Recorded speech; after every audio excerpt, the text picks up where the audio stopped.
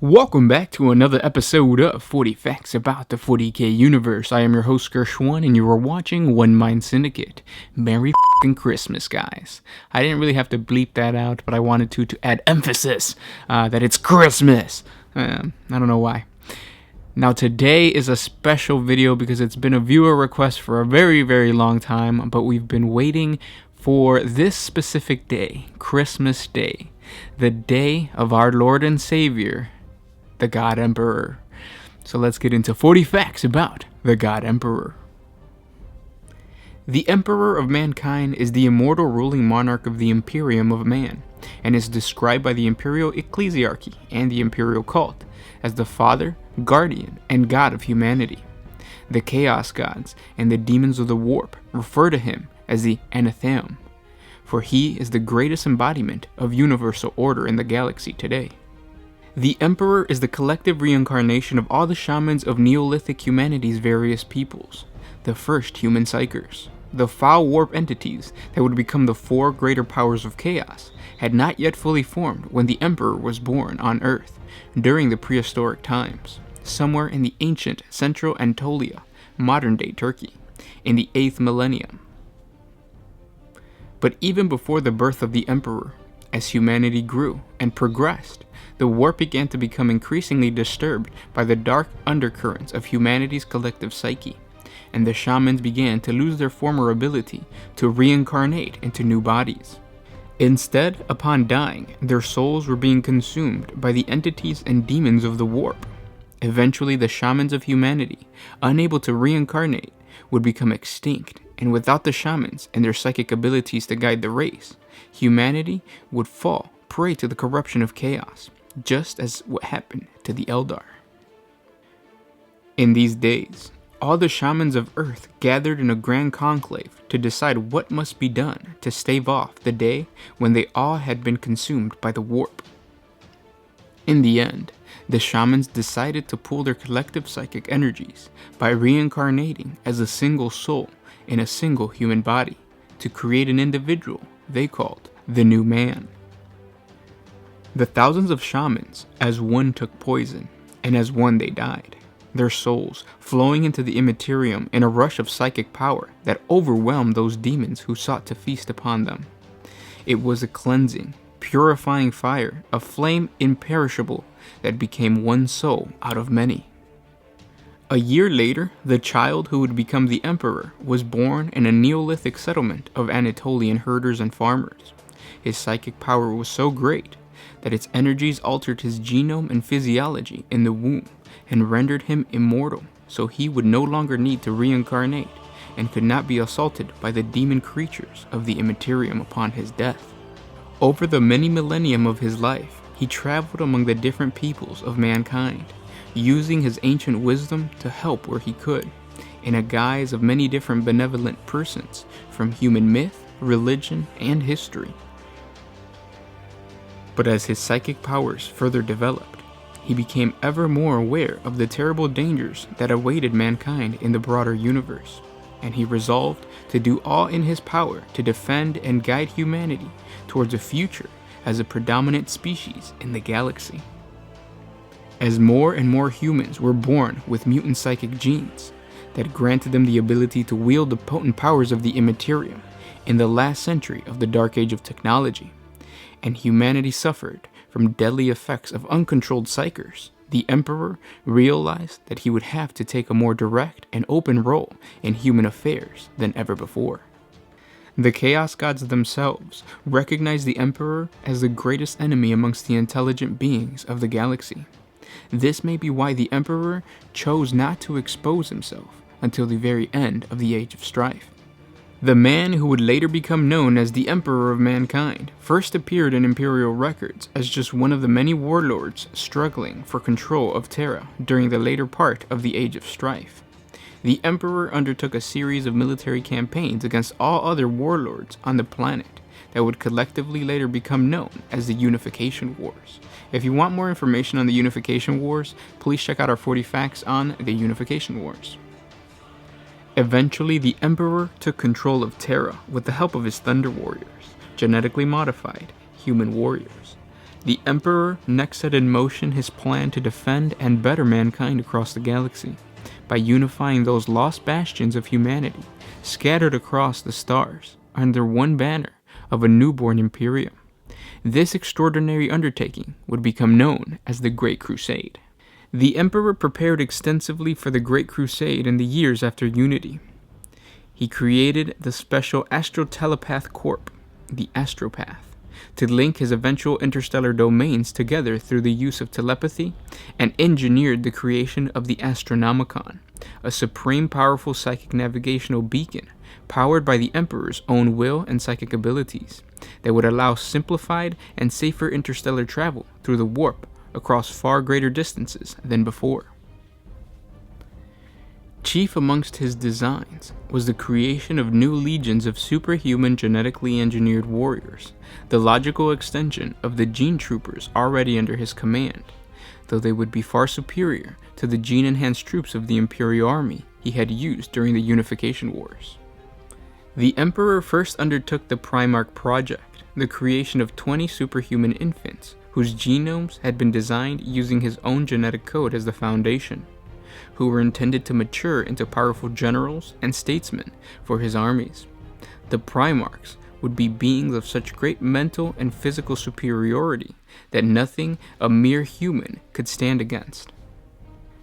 To enhance the Pry Marks beyond the capabilities that even genetic engineering allowed, the Emperor also drew upon the powers of the warp to enhance his creations, imbuing them with a nearly godlike level of charisma and capability, but also unintentionally making them susceptible to corruption by the entities of the warp. This plan fell apart with the intervention of the ruinous powers, who feared that the Emperor's plan might succeed too well, vastly increase the hold of order over the universe, and diminish their own strength. It is for this reason that the demon kind refers to the Emperor as the Anathema. While the accounts vary as to what exactly happened, the end tale is always the same. The Pry Marks were cast into the warp in their gestation chambers from beneath the Himalayan mountains, in the Emperor's gene lab, despite the multiple psychic wards the Emperor had laid down upon the laboratory and thought lost. In the aftermath of these events, the Emperor conceived a new plan. Using genetic samples that had been derived from the Pry Marks' genomes, he created a caste of warriors who would possess some of the same superhuman qualities of the Pry Marks and himself. These successors to the genetically enhanced human warriors of the Unification Wars were the Legiones Astartes, the Space Marine legions of the first founding. After their creation, the Emperor led 20 Space Marine legions in their first mission to give them experience in war and diplomacy through the reconquest of the rest of the solar system. The Space Marines drove alien slavers from the moons of Saturn and Jupiter, and most importantly, achieved peace and eventual interrogation of Imperial Terra with the cult Mechanicum of Mars. This crucial military and political allegiance, formalized in the 30th millennium with the signing of the Treaty of Mars, provided the Emperor with much of the technological means and materials required to extend his crusade into the stars. The Emperor, leading his crusade, rediscovered his lost sons, the Pry Marks, as the expeditionary fleets pushed out deeper into the depths of unexplored space. Scattered across the galaxy, the Pry Marks were found one by one over a period of many decades, and reunited with their father and their own genetic sons in the Space Marine legions. Together they brought thousands of worlds into Imperial compliance, establishing the rule of the Imperium over these worlds, and indoctrinating them into the values of the Imperial truth, a rationalist, atheist faith in science and technological progress that rejected all of human irrationality and superstition, including all forms of religious faith. Well over a standard century into the Great Crusade, the Emperor decided to return to Terra to oversee a special project that he intended to cap his ambitions for humanity. This was the secret Webway project, in which the Emperor planned to use a special artifact from the Dark Age of technology that had been discovered on Terra, the potent psychic amplifier known as the Golden Throne. He wanted to re-enter and reshape the labyrinthian dimension of the Eldar webway to serve as a direct and instantaneous transport network between all the worlds of the Imperium. This human webway would recreate the vast network of warp portals that had once bound together the old ones and the Eldar's ancient interstellar empires that would allow mankind to advance at a more rapid rate, scientifically and economically. Following the extraordinary victory of Imperial forces over the greatest orc war encountered by the Imperium up to that point, during the Eleanor Crusade, the Emperor decided that he was no longer directly needed to command the efforts of the Great Crusade. To this end, the Emperor placed Horus, his favorite and most talented son, in charge of the military advancement of the Great Crusade. Turning his back on direct military matters, the Emperor then created the Council of Terra, the precursor of the High Lords of Terra, the Imperial Tithes, and he expanded the civil governing and bureaucratic bodies of the Imperium like the Adeptus Administratum, before retiring in seclusion beneath the Imperial Palace to begin work upon the Golden Throne and his secret plan to invade the webway of the Eldar. These actions planted the seeds of ambition, pride, and jealousy that the Chaos Gods would find fertile ground to corrupt many of the Pry Marks and bring on the Horus Heresy. To learn more about the Horus Heresy and how it started, please check out our playlist on the Horus Heresy. The Emperor chose to sacrifice his immortal life at the end of the Horus Heresy in the service and protection of mankind.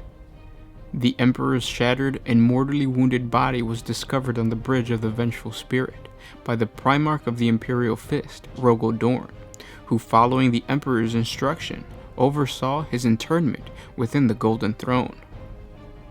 The Emperor has remained on the Golden Throne since his ascension, neither fully living nor wholly dead, although the device was initially intended to be used as a nexus of the Emperor's secret project to utilize the Eldar webway. The Golden Throne now functions as a complex life support device and a psychic amplifier, projecting the Emperor's mind into the warp and across the galaxy. In an ironic twist of fate for a man who fought throughout his life to remove mankind away from superstition and religious faith, the Emperor of Mankind was already being worshipped as a living deity before the start of the Horus Heresy. The Primarch Lorgar of the World Bearers Legion had penned a book, the Lectitio Divinatus, which laid out a compelling case for why the Emperor of Mankind was more than a man, but a god made flesh. It held that no mortal being could have accomplished all the Emperor had in uniting the techno-barbarian tribes and nations of Terra, and then reuniting much of the human-settled galaxy under his rule. The book also laid out that how could a simple human possess his extraordinary command of psychic abilities, his advanced scientific knowledge which displayed an understanding of the universe on a primal level, or his immense compassion and goodwill towards humankind. The argument proved persuasive, and before the Great Crusade had even ended, a number of different cults dedicated to the Emperor worship had already sprung up. As the centuries passed, the worship of the Emperor only spread further, and by the 32nd millennium, the once small cults of the Emperor had been augmented into the Imperial Cult. To learn more about these cults, please check out our 40 facts on the Imperial Cults. Despite his protest to the contrary, the effect of trillions of human beings expressing a deep faith in his divinity has massively empowered the Emperor's mind and soul within the psychically reactive Immaterium, where reality is shaped by the collective belief and unconscious desire of the galaxy's most populous intelligent species. Yet the God Emperor is a tormented soul, unable to interact more directly with his worshippers. He is horrified by what his Imperium has become over the last 10,000 standard years, in the wake of the terrible wounded inflicted by the Horus Heresy, and the ongoing threat of mankind from chaos, xenos, mutants, and the traitors within. The Emperor fears that without him, mankind will not survive. For this reason, despite all its imperfections, he allows the Imperium to endure. On rare occasions, the Emperor works through his chosen servants to make the lot of humanity a little better. He fans the embers of hope about mankind as the end times draw near, and the Golden Throne's mechanisms wind down like a broken watch. And those were 40 facts about the God Emperor. I hope you guys enjoyed this video. Again, this was a viewer request, so if you guys have any requests, please comment down below, put suggestion followed by whatever topic of Warhammer 40k you guys would like us to create a video for. Don't forget to like, comment, and subscribe, because that helps out the channel a lot. If you want to help us out a little bit more this Christmas, jump on over to Patreon. A simple $1 helps us create more videos, and you get exclusive narrative stories. We started putting out creepypastas, and we're going to start doing narrative stories on Patreon. So if you're excited for that, check it out. And again, guys, Merry Christmas, and I'll see you guys tomorrow. This is Gersh1 with One Mind Syndicate, signing out.